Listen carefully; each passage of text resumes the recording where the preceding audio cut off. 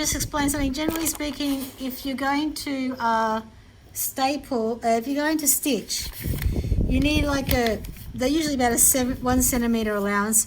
I left about 2 or 3 mils because I usually can stitch very close to the edge. The other option is that you can do an overstitch, which is like a loop. So you watch my finger, you loop it over each seam like that. You can do it by paper. The other option is just to quickly see your design, because it's a test run of your template. You just get the 2 pieces of paper together like so, and then what you can do is then you back to back, you just staple it. You try and make sure they're aligned. If they're not, then obviously you have to consider, and then try and staple the edge as much as possible. Yep.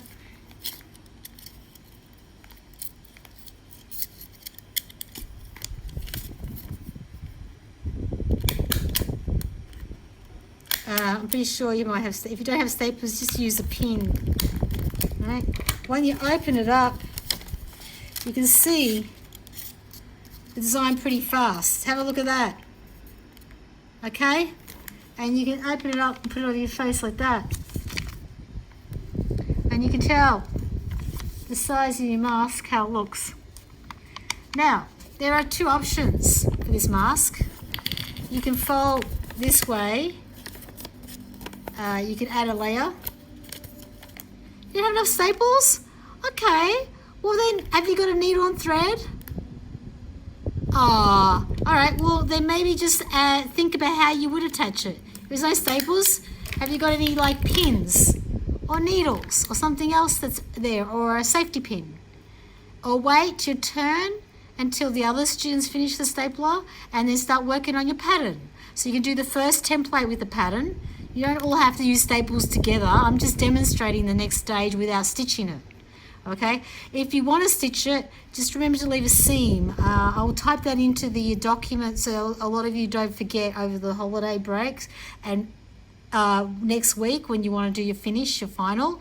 But you'll have to bring your own fabric to school. So, you know, I've got an old mask here. I have some old fabric. You know, you just got to think about it. But for the meantime, you could just glue stick it a little bit, because I haven't finished this. This is just my sample of the shape and the size. I'm going to now create a colour of my flowers, which are these ones here. All right, yep.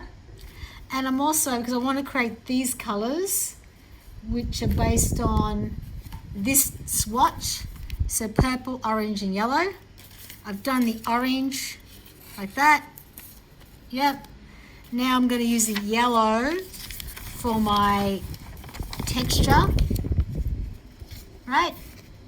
And then I'm going to colour the purple because I don't have purple paper. So, you know, you've got to make do with what materials you have. This is not supposed to be perfect, but this is your experiment. So just remember that, okay? But the main important thing is that you be able to actually see the shape and the form of the mask without having to perfect everything yet. Then when you go back to your design tutorial notes, you have already done your summative. Go back to your summative and have a look at which design you actually want to do. And this will give you an indication whether you want to do texture, pattern, or both texture and pattern. Or if you decide to change your mind, that's fine by me, but you need to at least have an indication of what you've done for your planning, like I've done with my InDesign processes. Okay, so that's the next stage. Now what I'm going to do now is I'm going to actually cut triangles out and then glue with this paper underneath, because it's a different type of yellow. So that's dark yellow like an orange, warm orange, and that's a light yellow, okay? Now, scrap paper, anything will work, as long as it's not too heavy, okay? Your template, you got to keep your template always. This is an example of my template in heavy card. So I can make about 10 of these. It's the same one. Okay, I could probably make about 15 of them and sell them at the market if I had recycled fabric.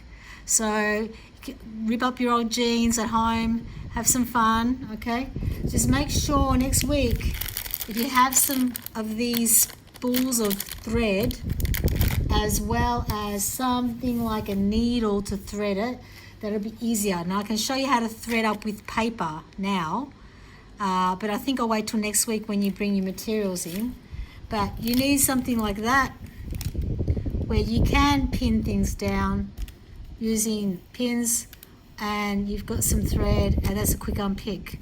That kind of helps you take out the thread, okay? But for the meantime, staples enough. You don't need to go overboard, okay? So the next stage for me is I'm going to create my pattern. So if you want to watch, you can. If you don't, start experimenting with what you've got in front of you. Paint the paper, change the paper. You can also get some, if you've got material with you, you could probably, fold, fold, fold, fold, fold, fold. Then I can staple it rather than glue it. Okay, that's an easy option to see quickly how you want the design to look.